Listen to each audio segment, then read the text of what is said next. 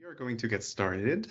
So good morning, everyone. Welcome. Thank you for joining us for today's session of the Global Leaders in Implementation Science seminar series. As if you've attended past sessions of this series, you know that it brings together leading scholars whose work is really shaping the field of implementation science across different contexts, disciplines, health systems, and we are very pleased to have an outstanding speaker today. My name is Guillaume Fontaine. I'm an assistant professor at McGill University. I'm the director of the RISE Implementation Science Lab, and I'll be your moderator for today.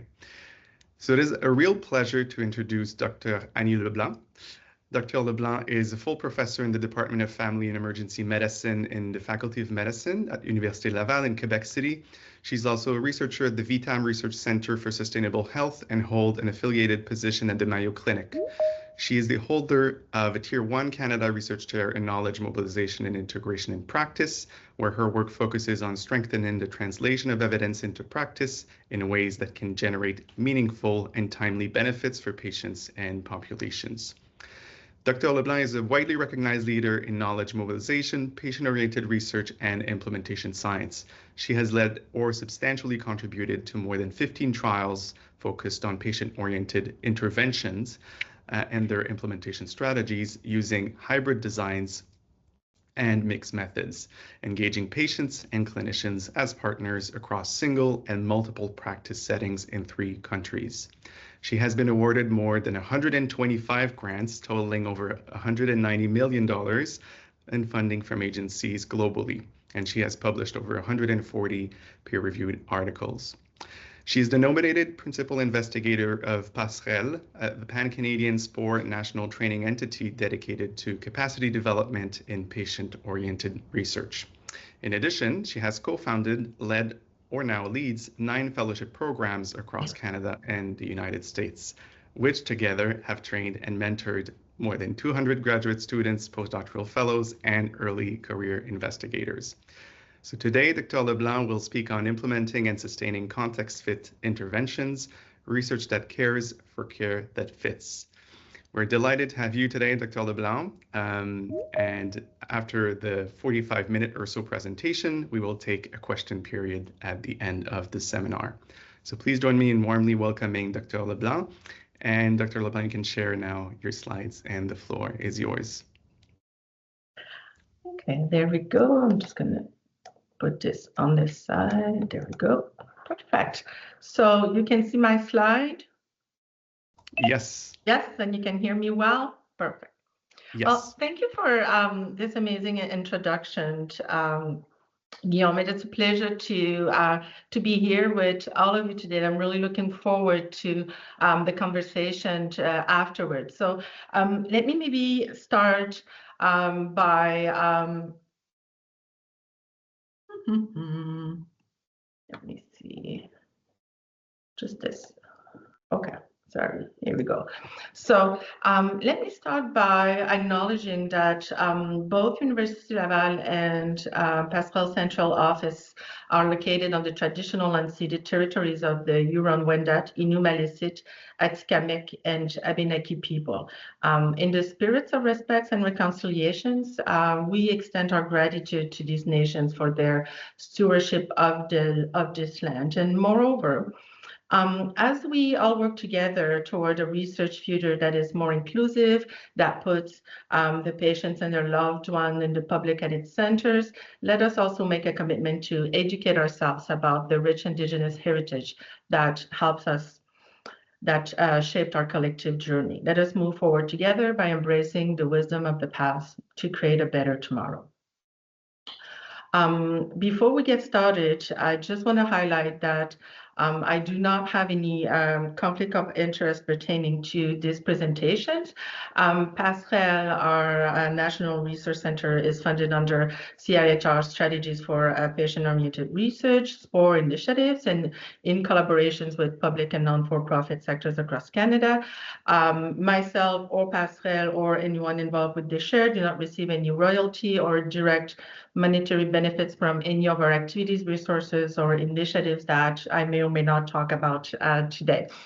So It is really with great pleasure that I'm here today. And I thought that for today, I'd do a little bit different and think more about the practical sides and think more about my experience and my journey in knowledge translation. So before I highlight what you're seeing right now, it's some of the key foundations and the key objective of my share. But for those that do not know me, quick note on my upbringing. I'm actually from Magdalen Islands. So if you want to benefit from the beautiful summer beaches on the islands and the lobster and so on and so forth, you can always reach me afterward. I came about research in a particular perspective because I was a caregiver for both of my parents growing up. Which led me to not go into the medical field after some kind of disinterest for the way that my parents had been treated. So I ended up starting my career in education. So strong of a background in education and a few years in the school system, I came back to research and science through a master's in experimental medicine and psychometrics, which then led me to doing some work and doing a PhD in epidemiology here at Université Laval, with France Legaroux, and many of you know and collaborate with, which then led me in doing the type of work that we were doing, because at that time, I'm saying that time because it goes back maybe 20 years, more than 20 years ago. But we were really interested with what had happened with my parents in understanding how we provide care and how we engage in conversations where there's little information and we're a little in the unknown. So that's what kind of led me into understanding what is the evidence, how do we put that evidence into practice, and how do we make it stick in practice. That led me to a postdoctoral fellow at Mayo Clinic with Victor Montori at the Knowledge and Evaluation Research Unit, which I pursued my career for a number of years there, almost a decade before coming back to Canada, which I'm really excited to be back here for now 10 years this summer now. And I have the pleasure and the honor of having this Canada Research Chair, in addition to working with amazing people at both the chair and Passerelle.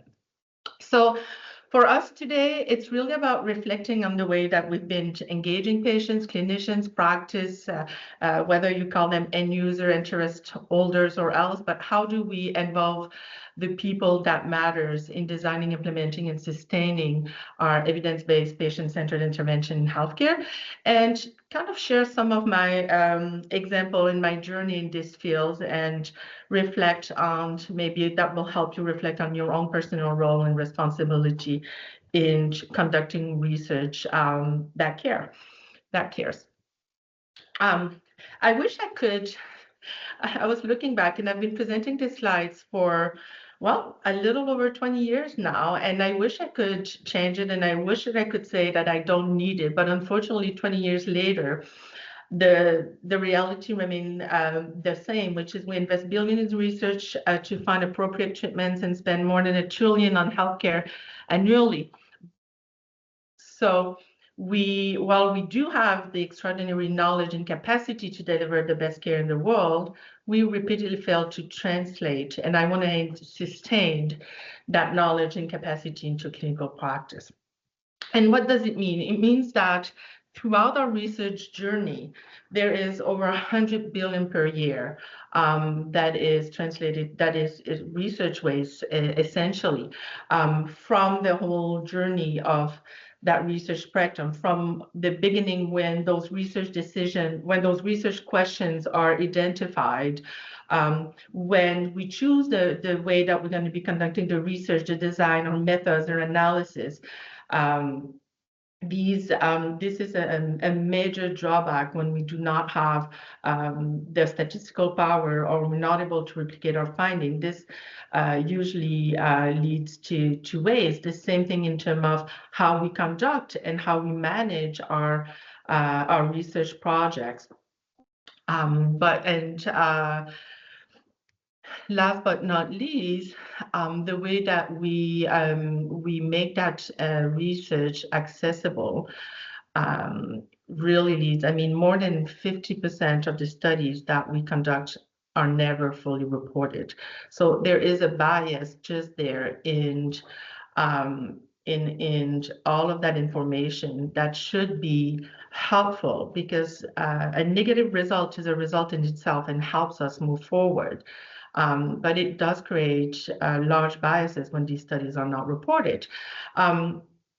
And the same way in the way that we report on our findings. So when we do report on them, again, we've done a lot of progress, I have to say, on this end, but we still see a lot of trial intervention, among others, not reported, not sufficiently described for us to be able to replicate that work or implement it in our practice. So another way to think about it is in this continuum of clinical research through care. So what you're seeing on your left screen is how we come to synthesize this information. And I don't know what the new numbers are, but I remember these numbers from 2011, where there are 75 new clinical trials published every day, and 11 reviews a day. So the abundance of information that we have in terms of clinical studies and review is numerous. Yet, what the proportion of that information that comes into contact with clinical care and is very limited. So you see that point of the triangle. And even when that information reaches clinical care, we still need to work with our clinical teams and practice to make sure that they are aware of that information, that they accept that information as applicable to their patients and population, or to themselves. When you see it, and as we move forward through that journey, the information that we left with, the relevance of the information diminishes throughout. So even when they find that information applicable, they have to be able to use it and to act on it. And what you see the last two sections at the end, this is when the information reaches the point of care, when the information reaches our research finding, reaches our patients. And even then, they themselves need to agree to and adhere to what we are proposing as treatment. So again, another way to think about it, and I think we couldn't present a talk on implementation science and knowledge translation without mentioning this lasting citation that it takes on average 17 years for 40% of that research to benefit patient care. But even there, we may ask ourselves, is this research aligned with our patients' values, with their preferences, with their lived experience of that care? We know that between 30 and 50% of our patients do not receive care according to those scientific evidence, and we know that between 14 and 25% of healthcare provided is not needed. So the struggle is real, it's still there. We've made a lot of progress. I'm always a half-full type of person, but I think there's still a lot to do.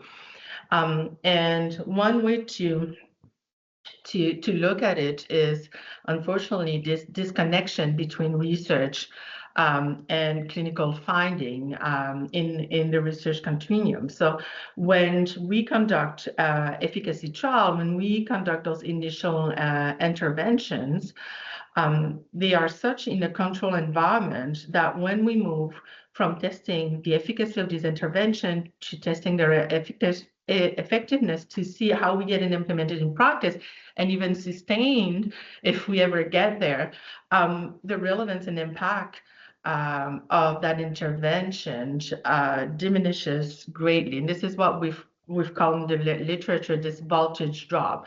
So how can we make that research matter? How can we, from the beginning, from the way that we conduct our research, make it so in a way that cares about these issues? So can we find a way to minimize this voltage drop?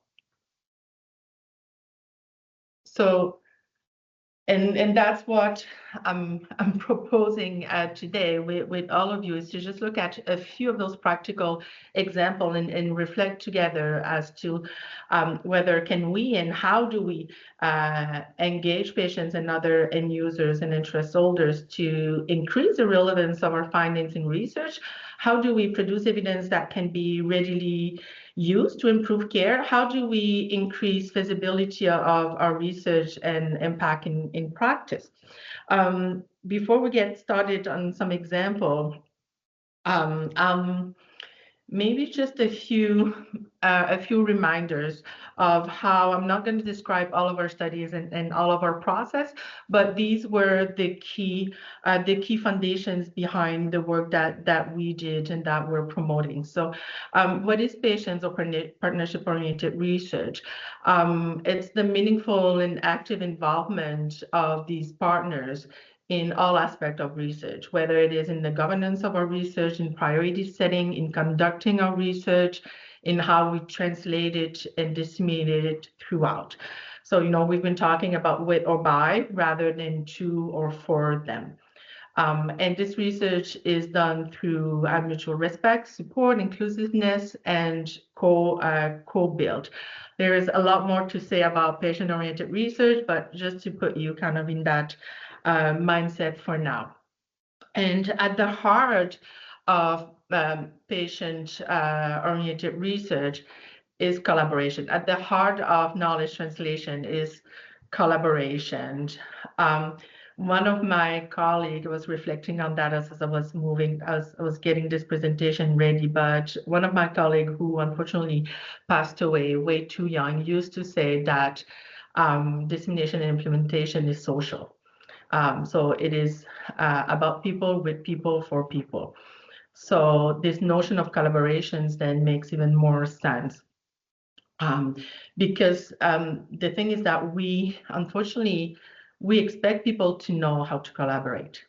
And yet, think about your own research journey, your own graduate studies journey, when did you ever learn about how to collaborate, how to make the voices of those around you heard? How have we ever learned about servant leadership, about how we make things work?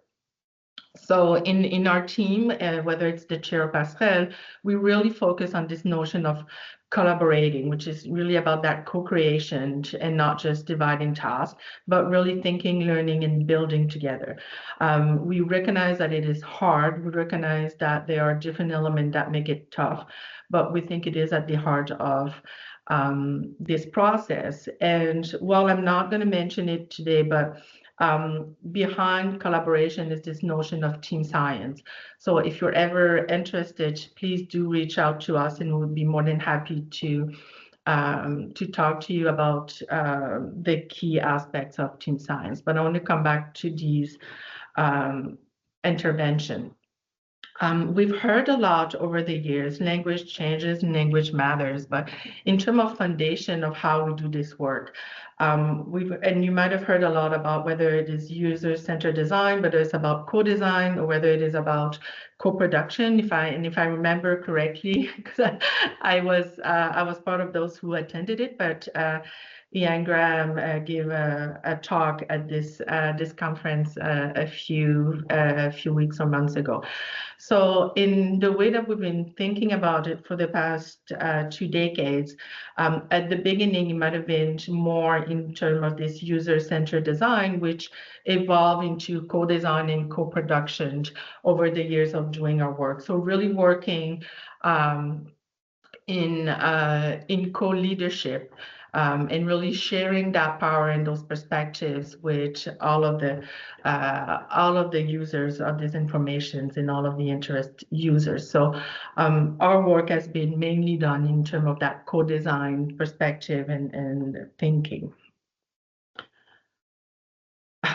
which here are the key, some of the key foundations of co-design. So again, really focusing on participatory approach. And one of the things that we have to remember is that it doesn't mean that any of your partners have to be involved throughout at all time. It's about finding where each partner of your research teams is needed, valued, and where they can bring about this work. So you have to respect how, to the extent to which those different members wants to be involved in this work.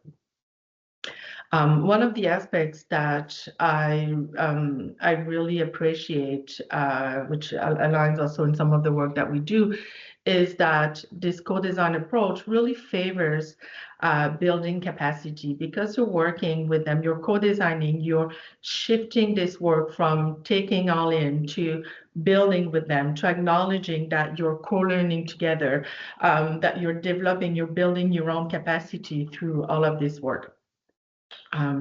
So you're creating capacity for repeated research and repeated collaboration throughout of this work. The last element that I want to point out as well, because earlier I know I mentioned from efficacy to sustainability, but one of the things that really matters to us also, and that we need to think, and not to open the floor to this process, but more and more, one of the ways that we found to bridge this gap between knowledge and making it happen in practice is working through hybrid design. So rather than going through each step, which is testing efficacy and then the effectiveness, implementation, sustainability, you work through this range of research where you can test both at the same time. So you've got three tips, and then I'll show here, but you've got three types of hybrid trials that really help you things. When efficacy is still your main questions, then it remains your primary questions and your primary outcome, but you still go through trying to understand what could be the next step, what could be some of the barriers and facilitators for successful implementation of these interventions. The hybrid too is really where you're trying, you already have some evidence of efficacy, but you want to know how it works in real life and already work on the implementation methods and approach. Whereas the hybrid 3, the focus is mainly on the implementation side of your project. Most of the projects that I'm talking about today were those hybrid 2, where we work toward gaining information on both the intervention effectiveness and how it could live in practice. One of the theories, and this is the only theories I'm going to mention today. I've tried to stay away from theories today, but is the normalization process theories. It's one of my favorite theories, and if my teams are I saw some of my team members, they would say, of course. But it is a theory that I affectionate because it put things in perspective. It is about how you do the work in real life. So it's really about the sense making, how you do the work, who's going to be doing the work. So it puts people at the heart of doing this work, at finding ways to make it happen. And one way that we've been using NPT is really as a way to think about both how we developed our intervention, and is our intervention optimal? Is it, did we needed to bring more theory-based information? What is it that we needed?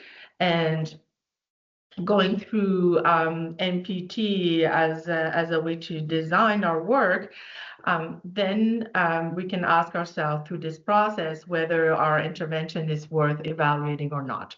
But one of the ways that we've been using the NPT as well, and this is the work, I don't think I mentioned, but this is the work of Carl May, is to also think of using NPT to think about the way that we design our trials and the way that we design our research. Because unfortunately, one of the elements that I think that we do not talk enough in research is the quality of the research that we do. Because too often it is hard for us to know whether the absence of change, of observed change in our study, is it because our intervention was not work? No, our intervention doesn't work, or is it whether the way that we conducted the research around the intervention made it so that we couldn't tell, and then we're missing on maybe on a effective intervention that is going to be put aside. So we've been thinking through this process for a while now, and I encourage you to do the same. Sometimes we're, by focusing too much on the intervention, we forgot that the work and the research around matters in practice, and they may not see the difference. And here's some example. So some example thinking about the relevance and value of our work. So what can we say around the complexity of knowledge versus is possible simplification? I love this slide because I think it is so accurate when thinking about prescriptions of antidepressant in primary care. Unfortunately, our primary care clinicians as well as our patients are at loss with the number of medications and what can be done about it. Why are they at loss? Because we do have all of, because one could say we have all of this clinical practice guideline, we have all of these reviews, we've got all of the information, which is found on your left. But how can one, has the time to review, to look, to understand, to compare all of the side effects of these medications and so on and so forth. So how, as we work with the practice, how do we challenge the status quo, or this information need to be sent into paper, and think creatively about how can that be not only simplified for your clinicians in the practice, but for the patients themselves. So over the years, this is an example with our depression decision aid, but over the years at Mayo, we've developed a number of decision aids that really work to bring forward the information around treatment, efficacy, and side effects in a way that makes sense to both patients and clinicians, and that can be easily used in practice. So, rather than having the clinical information on your left, what we've developed are these cards where what matters to the patients is the side effects. So you're looking at the side effects and what matters to them, and then you've got all of these different medication that you can then compare the benefits and the pros and the cons of each of these side effects, and you can put them side by side and really think through what matters to you. So this is about the intervention itself, but those working in the shared decision-making field knows that, unfortunately, many of the decision aid that's been developed over the years have failed to be adopted, implemented, and let alone sustained over time.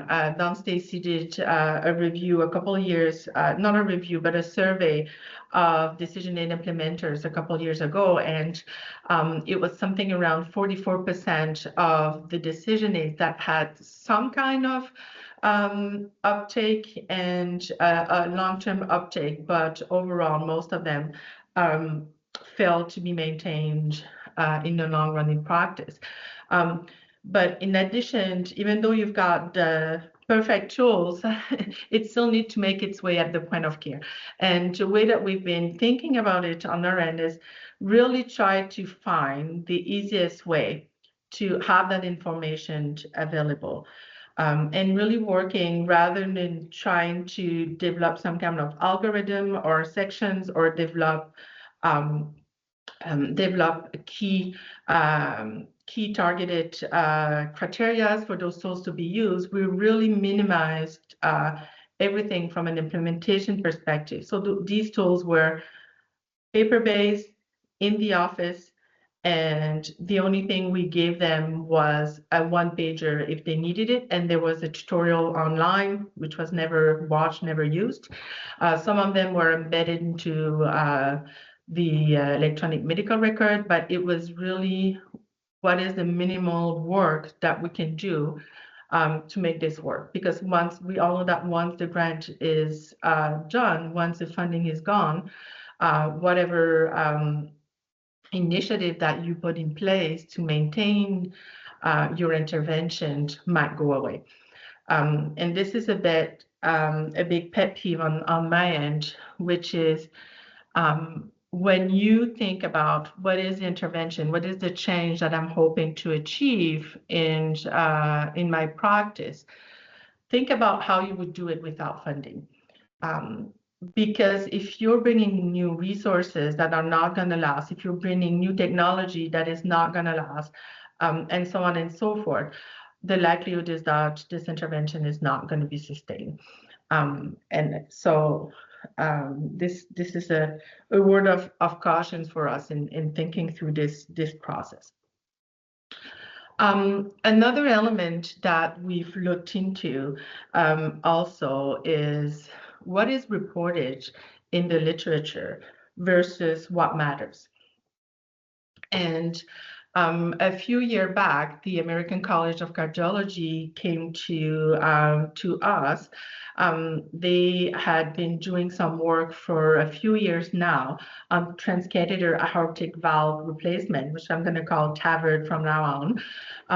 And they had really exciting results about this procedure, because rather than having open heart surgery, then you could change the valve with minimally invasive procedure. So they came to us, and we had about 4 or 5 years of data around what were the major risks and above all the benefits of it, which is how many people will live if they do have that procedure. So the whole discussion and the whole process of decision, and this is one version of what it came out, was really about how you will live longer and how you should be having this. And we started designing this work because this was the information that we had. And when we started putting this tool into practice, again, in this co-design, we went back into practice and tested it and again and again and again, and saying, okay, what works, and how are patients and clinicians engaging with this piece of paper in front of them. But what came clear was that it did not matter for our patients. It did not matter whether they lived longer, which was quite surprising. One of the things that I failed to mention is that you had to be 75 and older to be eligible for this procedure. And it became clear that if you see on the decision aid, we're talking about 1 person will live with disabilities after stroke, 4 person will live with disability after stroke. That mattered more than living longer, because what it taught us was that our patients were more focused on the quality of life than the quantity of life. And that shifted the whole way that we've designed that decision aid afterward, and that we thought through this work. Again, this was done in the US, so for them to think that they would have to go in a nursing home and to have their family take off from work and their family pay for everything, they did not want their family to have to live with the consequences of that surgery. And they just wanted to focus on having the few years that they had left and enjoying the quality of their life. So that was a hard lesson taught. Now, there's also, and there's a lot of work that we do pertaining to developing implementation strategies that will make an impact. And we often talk about how we need to work with our different partners to really make sure that we meet their needs. Now, is what they want really what they need? And here's an example of one of the latest, the last trial I conducted before moving to Canada. We had all of these decision aids. We had 4 different decision aids that had been proven effective, that people like using, that we had conducted a number of efficacy effectiveness studies throughout. So we received this funding from AHRQ to bundle these decision aids and really work to see what is needed for this decision aid to be not only adopted or implemented in practice, but sustained. Hence why we worked a lot with the normalization process theory, because it really helped us think about how this would be routinized in practice. So we use maybe one of the framework that not one of the most used across my peers, but we use the replicating effectiveness frameworks for a whole year, working with 4 different practices to really think through, okay, what do you need to make this decision aid lived in your clinical practice? And for a full year, we've developed everything. Okay, well, we need to have demo and tutorial. Perfect. We've developed 4 demos, 4 tutorial. We need to have a place where we can link and look at the evidence to make sure that the evidence is appropriate. We've developed all of this website where they could find all of the evidence, all of the information, all of the reviews and trials that have been used for that work. Then they said, okay, well, we need to be able to do activities like journal clubs with our residents and our practice. Perfect. So we've developed journal clubs for them. We've developed video presentations for their leadership. We've developed HSR, electronic health record templates to put in their record. We worked with Epic to make that happen. We provided bibliography and references, and then some of them said, well, we want to know if we're going to use this, we want to measure it ourselves. So we worked with them to develop process mapping, worksheet, value stream mapping, culture mapping, drawing from the quality improvement field. We provide them with different measures that they could use in their work. So you can imagine the number of things that we developed. And then we had implementation specialists that work with each of these practices to actively implement these different activities and really work with them. And at the end of the day, after 3 full years of work and after a year of trial, we didn't see any difference. Not only did we not see any difference in the number of use of decision aid,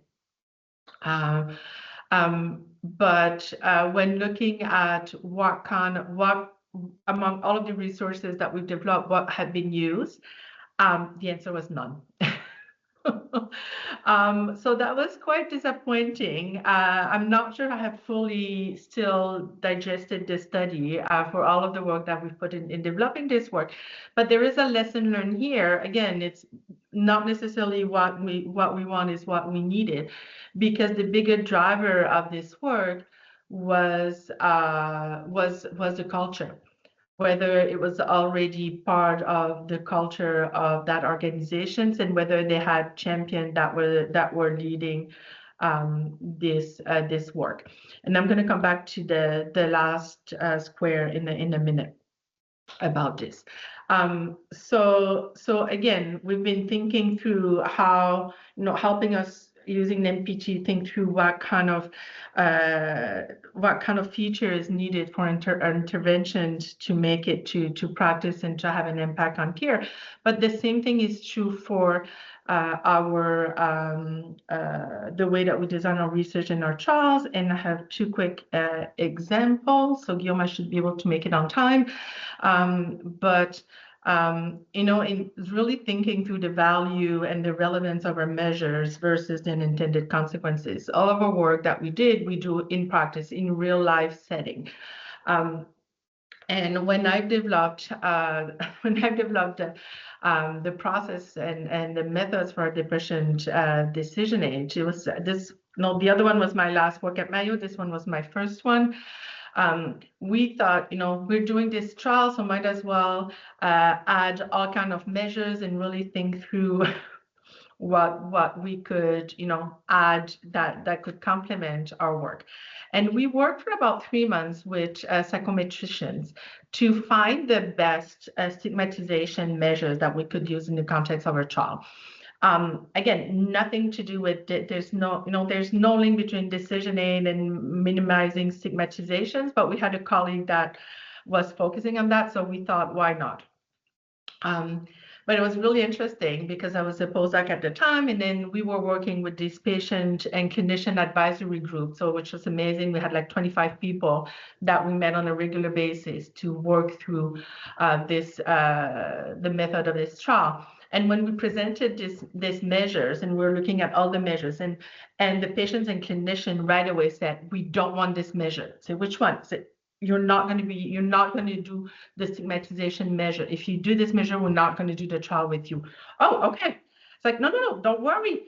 We looked into it. It's valid. It's been, it's been used in your populations. It's okay. We've got confirmations that we can use the tools and so on. So it doesn't matter how valid it is, because some of the questions that were part of this tool is like, now that I have depression, my life is over. My family is never going to see me the same way. My coworkers are never going to see me the same way. So it didn't matter how valid the tool was and the measure was. It was still a measure that we were giving right after some of these patients were in real life encounters, having talked about having received a diagnostic of depressions. And then we were asking these type of questions. It would make no sense because we weren't giving them any feedback on whether it was true or not.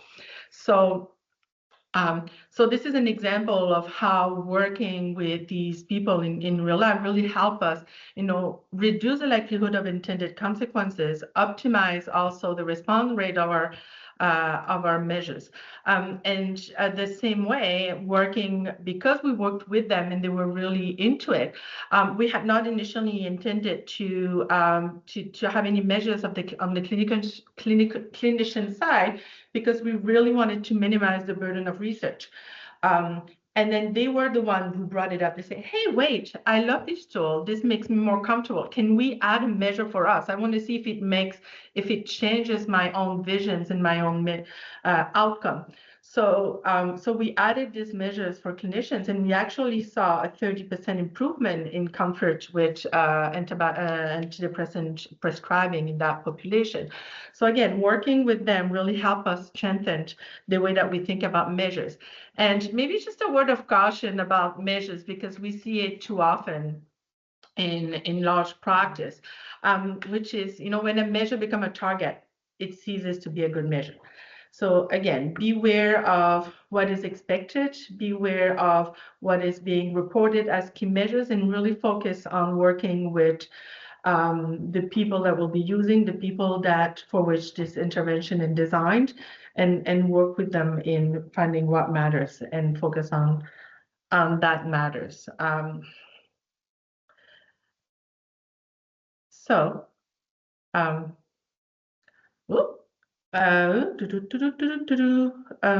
Okay. I'm gonna come back to this because this is my last slide, so I don't know why it's there.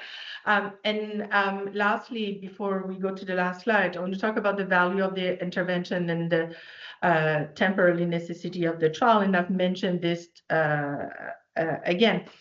We've developed different decision aid at Mayo. They were those diabetes choice card and depression choice card. They were essentially the same way of thinking, minimal resources and everything. So same process behind these two tools, yet When we initially conducted the diabetes choice decision aid, this was before PCORI, before, when we were more into user-centered design and less about co-creations and co-design and co-productions of the work with our practice and with our patients. So this work, when we came to present this work in practice, it took us, just to give you an idea, it took us 4 years to recruit 20 practice and 99 clinicians and 350 patients. We were aiming for 600.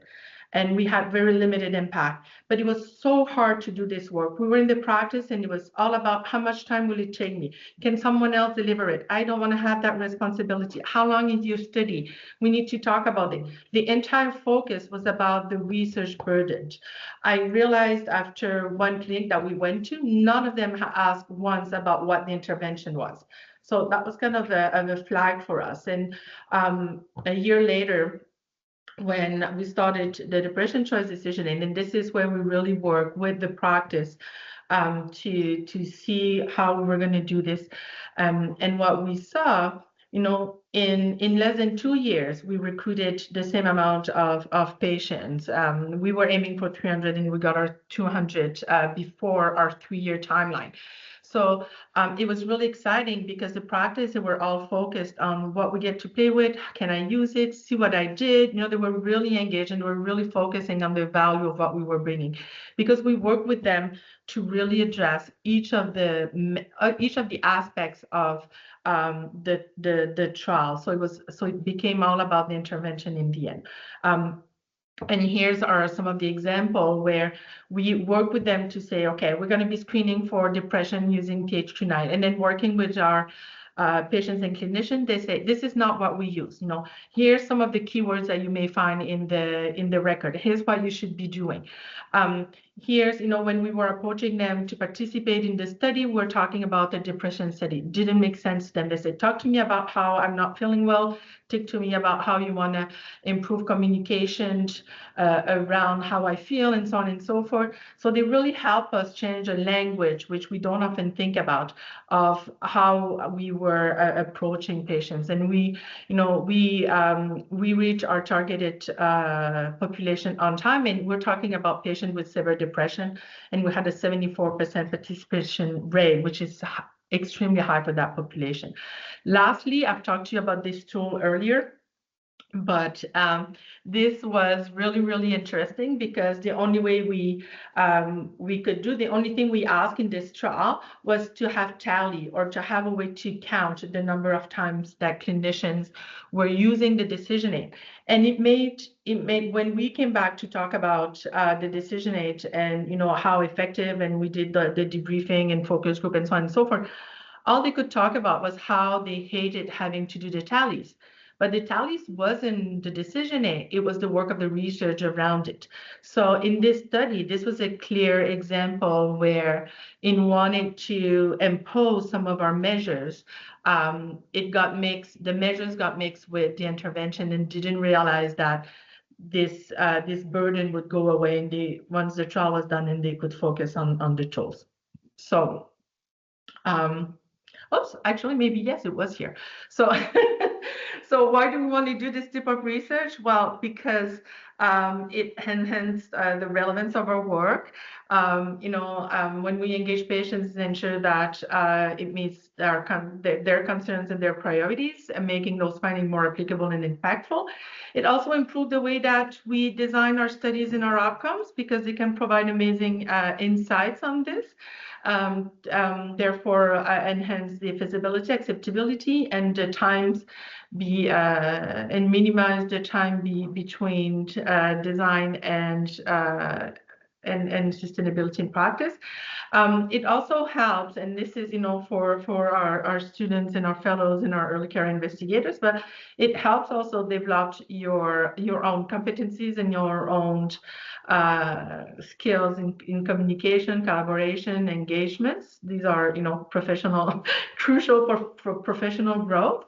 And then it builds trust and credibility. I mean, collaborating with patients helps it helps have these positive reputations, and it really helps foster that. Like I said, the clinics that we work with and that we really co-develop with, they were always excited and they always wanted to do more of the work. One of the clinics, just to give you another example, one of the clinics that we work with, they were like, okay, which is the next one? Give me a new tool. What are we testing? And when they found out that they were actually in the control group on one of our trials, they removed themselves because they say, no, we know you guys, we know that we're going to love the tools. We just want to play with the tools. So we lost them because they didn't want to wait for 3 years, which make us think maybe we need to think another study design. But it was at the same time testimonies to the way that we do our work. So can we conduct research that cares at the point of care for care that fits and lasts? I think that when we do research that matters to patients and that we involve them, we can. I think that when we foster ownership and not buy-in, when we aim for normalization from the start, sustainability from the start, we can. When we put our ego aside, we can't. When we engage with the whole practice. And this is actually key, particularly post-pandemic, where people are staying for such a short time in institutions. And this is a major gap, that major issues that we've observed on our end as well. Is we used to rely on clinical champion, or we used to rely on this one administrator. The reality is by the time that you conduct the work or that the work is done, they're going to be gone. So really focus on everyone in the practice to do so. And I've mentioned this before, the biggest impact for lowest amount of work, because this is probably what you will get anyway.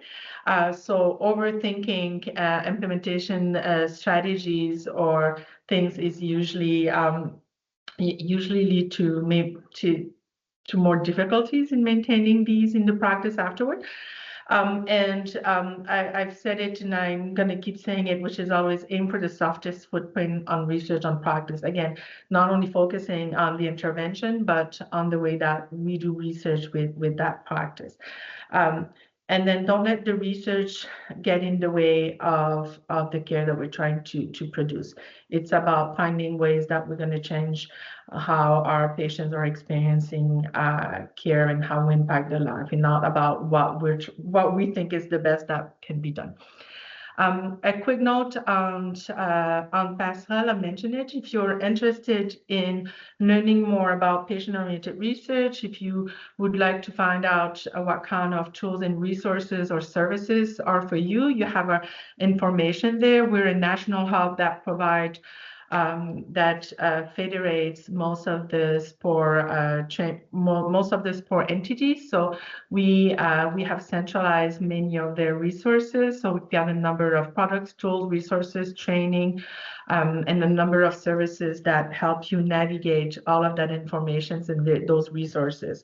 And we can help you find what works for you, your team, or your organization.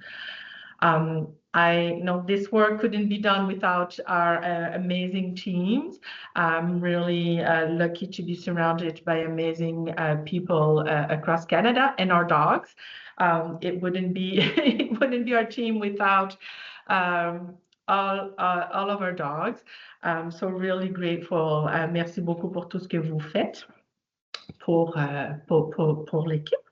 And then I'm gonna stop here on this day to, looking forward to the discussions and questions. Thank you so much, Dr. Leblanc, for the amazing talk. That was extremely clear, very well articulated.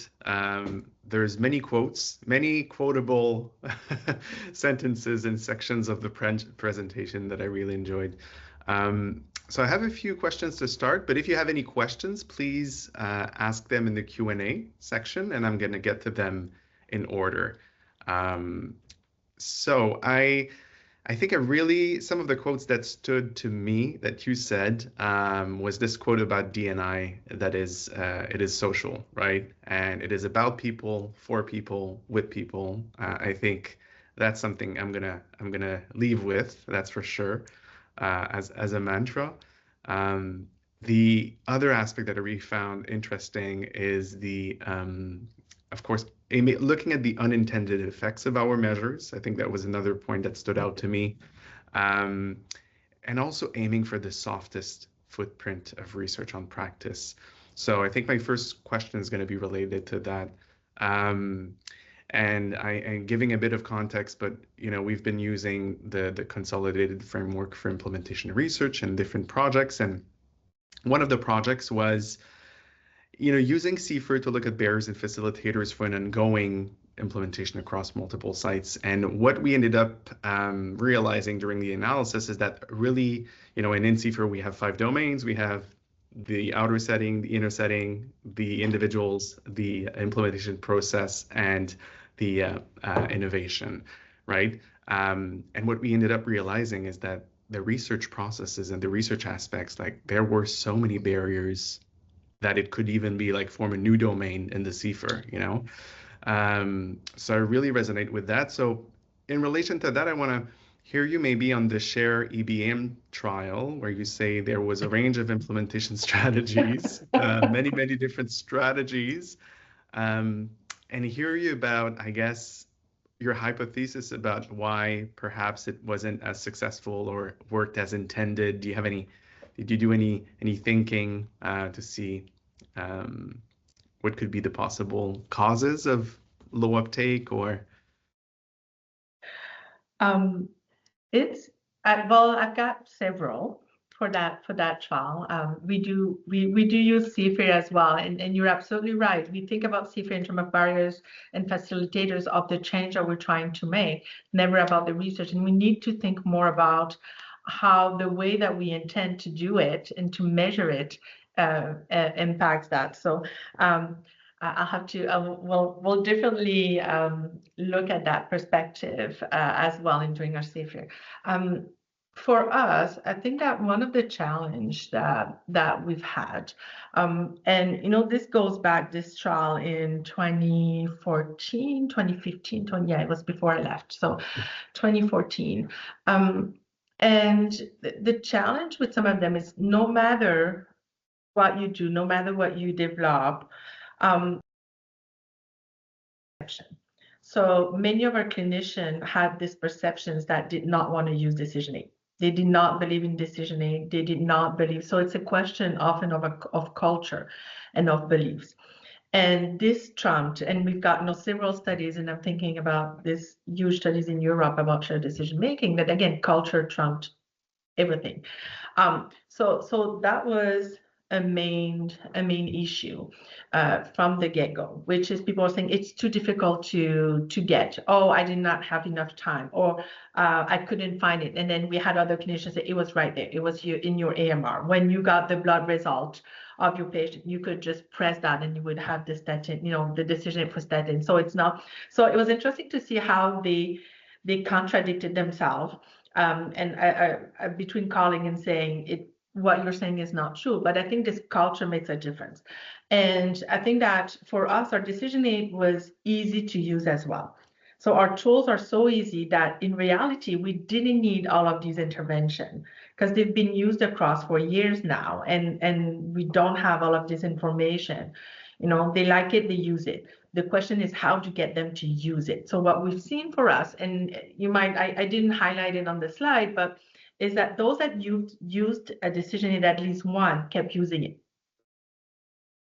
But it was to get them to use it. So then so none of what we had then developed makes sense because it would have been to talk one-on-one with that person.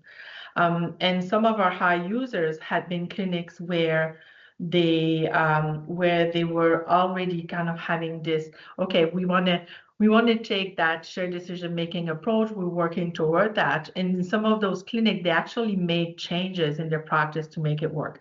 That wasn't part of any of our intervention. Because in the US, in statins, statin is a measure of performance, and all of their patients had to be on statin if they met some criteria. But if you're using shared decision making, they may not. So some clinics were so into it that they went and talked to their practice leadership and their health system to make that change and to say, if we're saying that we've done shared decision making, then it counts as the patient has received the appropriate care.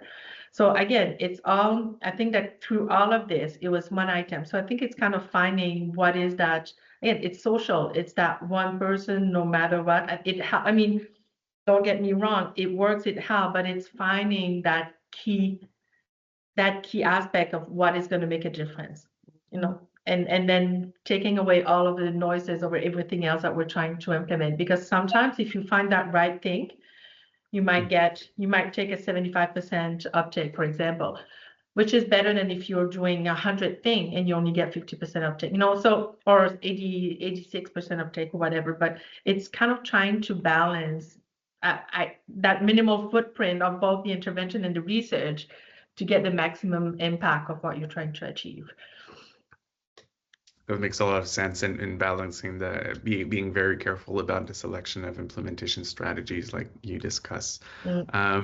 So we have some questions. Anna Tadio is asking, can you speak a bit more about how to transition to long-term evaluation as part of use after studies are completed? Many organizations do not do any sort of evaluation or quality improvement.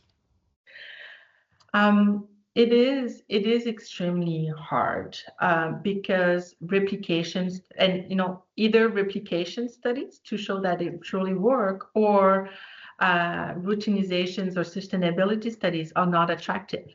So it's hard to get funding for that. It's hard to make a process in place.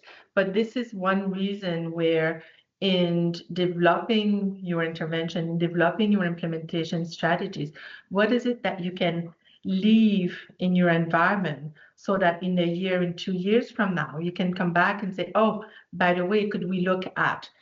Because you could do surveys, which is low cost, and you could go and ask some of these practices, but then you'll get, recall bias and so on and so forth. So if you can work from the beginning to try to see what could I put there that could stay there, that people would be motivated to document, and you could capture that information. So for me, it's really kind of that working from the beginning. And I was going to say something else, and I forgot. It might come back after, but Sounds good. So following up on Prof. Leblanc's answer, was there a difference between junior clinicians and more senior clinicians in terms of culture? Have you looked at that? We've never looked at it, but it was interesting because it was, we would think, so it's more about early adopter and late adopter, which sometimes has nothing to do with your years of practice. But it's interesting enough, it's hard so juniors either wanted to just jump in, but they had different issues than seniors. So with junior, I remember when we were doing a decision aid work, was about how they would be perceived. Because often it's about, if you down the road, it's about, I don't know what the best treatment for you should be. So it was really helping them work through, you're not telling them that you don't know the answer, that you're too young to know the answer, but rather that there's many opportunities for them and that you want to engage with them in finding the right one for them. So with them, it was more about the language and about making sure that they could still show that credibility toward their patients. And our more senior, it was, we would say, we would get, I already do it. And I didn't talk about it, but one of aspects of my research is we have video ethnography lab. So we do video-based observations of clinical practice. So we can tell them that actually, like, all of these encounters are video recorded. So we can tell them that, no, you're not. So so they kind of forget about their practice. You kind of forget about how you do things over the years and so on. So for them, it's a little bit more of changing, I think, the behavior. So one is more about their perceptions of how they're going to be seen because their behavior is not kind of anchored yet. And the other one is more about changing their behavior. Makes a lot of sense. Thank you. Victoria Goodzak is asking and saying, thank you, Annie, for a great presentation. I've also ran into a similar barrier regarding culture and beliefs. How do you address attitude concerns that are hidden around feasibility constraints? For example, I don't have enough time. Are you evaluating attitudes before implementation as an indicator for readiness to change, or are you using implementation strategies after you start implementations to change attitudes? We didn't, but we should have. We've never looked at attitude, but you're bringing an excellent point. I think it goes back to the issues of culture and attitude. Is understanding what is their perceived barriers and what is their perceptions of what we're going to be doing. And I think that this is the key in understanding that. And this is why again, going back to working with normalization process theories, is because often, we'll conduct surveys, and maybe you've done so, maybe you've looked at them, and you'll have, oh, we surveyed 500 clinicians or patients or any kind of professionals to identify what were some of the anticipated barriers and facilitators. But the reality too often is that you're doing this ahead of them knowing what the intervention is, ahead of them, so you're saying, you're going to be doing decision aid. Well, they can think that it's a 30-page booklet, or they have their already perception of what it is. So often these barriers that they're presenting, they are perceived barriers.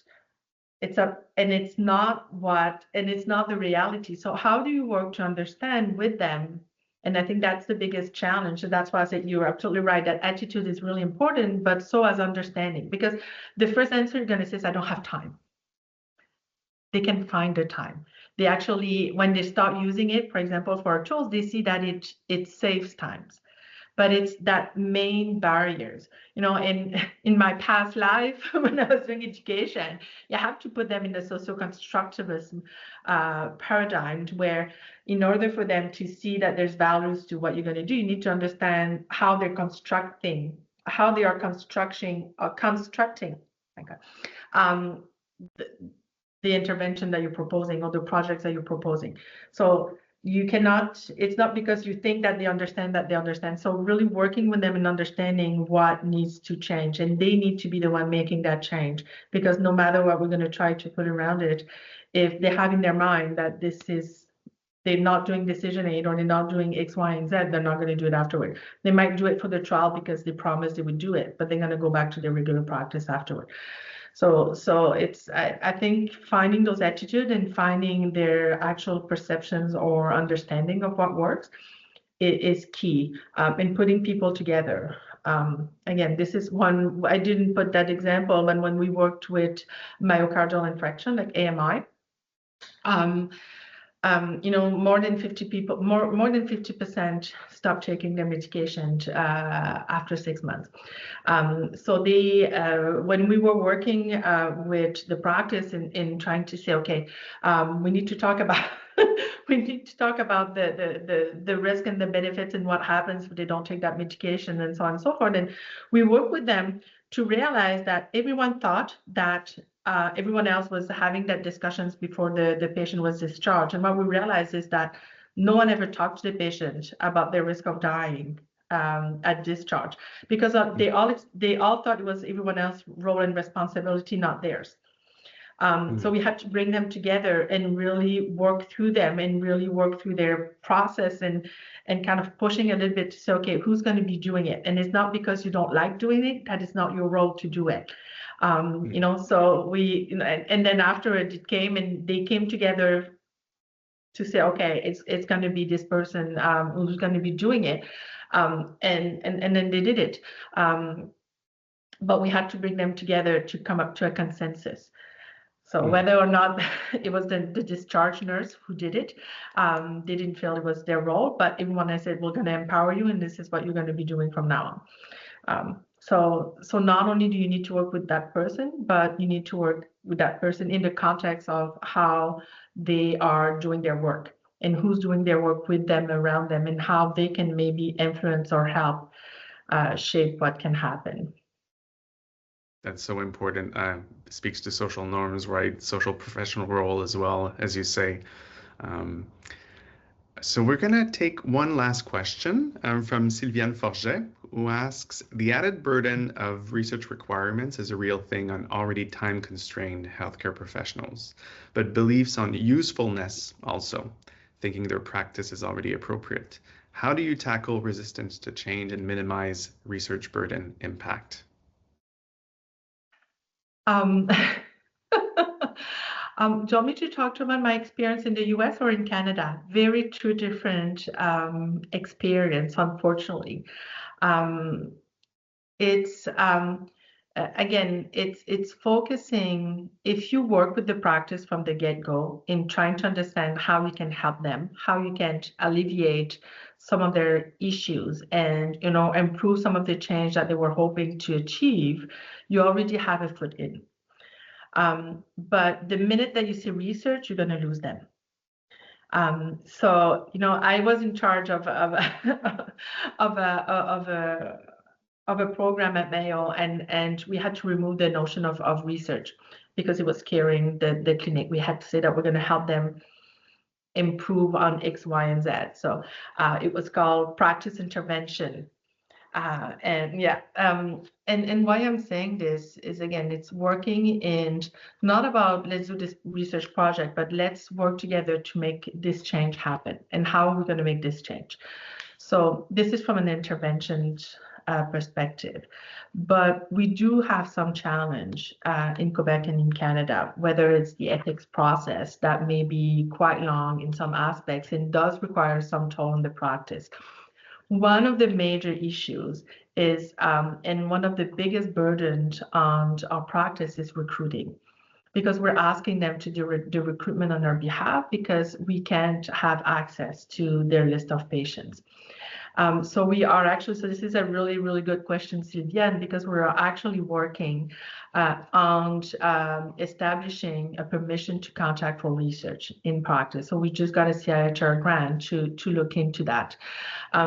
So having this approach where you don't need to train the research nurse, you're not always asking your clinicians to recruit, being able to access those patient lists of those that wants to do the research, is interested in learning about research, is not creating those databases, and it's just learning about research, makes a big difference on the practice. So this is one of the things that we would do in the US. So we would come in and get the list of patients from the week to come, and we would meet them at the point of care. No one was involved on the practice side to do this work.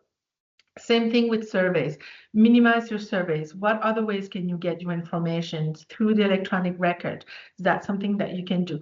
We do a lot of video-based observation. That way we have, you know, an objective measure of what happened, and we don't have to get all of these surveys. So we may have 1 or 2 surveys after the encounters, but we really try to find ways by which we can come and take information without asking someone else to do the work for us. That being said, it is also, when we do this, you can do, again, you can have this softest of footprint. You come in, you do some of the work, you minimize all of your ask on the practice. But at the same time, it doesn't engage them in research. So it's finding that right balance. And again, this is something we could do in the US and that we haven't been able to do here. But a lot of this practice, they want to be able to do quality improvement. They want to be able to do research. So what we would do is that we would train one of their staff. We would say, okay, who do you see in that role? And then they would be part of our research team for the durations of the projects. We would pay their salary. And we would train them in research. So these practices, now at the end of the project, they had a research champion, and they were more likely to do projects with us afterward. But here, with all of the unions and so on and so forth, you can't say we're going to take, you know, half time of a nurse to train them to do research because it's not part of our mandate. But these are the kind of different ways. And again, it's really working with the practice and understanding and your environment in where they want to contribute, to what extent, and anticipating. Like, I like this idea of CIFR, Guillaume. I think we'll need to think more about how we can bring that in terms of research. But, you know, again, trying to overcome all of these elements of data collections and recruitment. Recruitment is the biggest one always. That way, their focus is on the tool, the intervention, the change that you're doing, and not of the work around it. Thank you so much, Professor Leblanc, for this fabulous talk, for this fabulous Q&A. It was a pleasure having you. Please write to Professor Leblanc with any question. Go and discover Passerelle if you haven't yet discovered Passerelle. Professor Leblanc's talk is going to be shared on YouTube as well. We're going to share the slides if that's okay as well. Yeah. And Yeah. our next seminar is going to be in September with Rinat Beiras from Northwestern University, who is the co-editor-in-chief of Implementation Science, and she's going to talk about behavioral economics and things like nudge theory. So that promises to be interesting as well. Thank you, everyone.